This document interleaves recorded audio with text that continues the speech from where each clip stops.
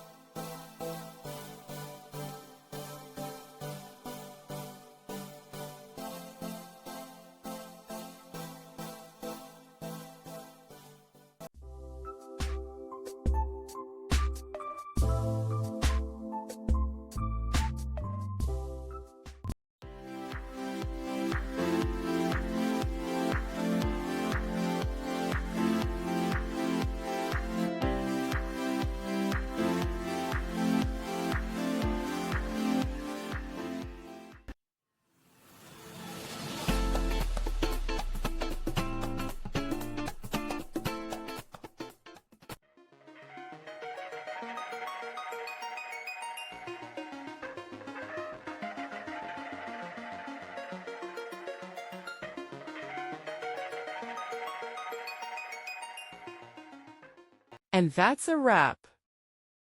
I hope you found the answer you were looking for. If you did, take a second to hit that subscribe button. It really helps out. And let me know in the comments which solution worked best for you. See you next time in the debug zone.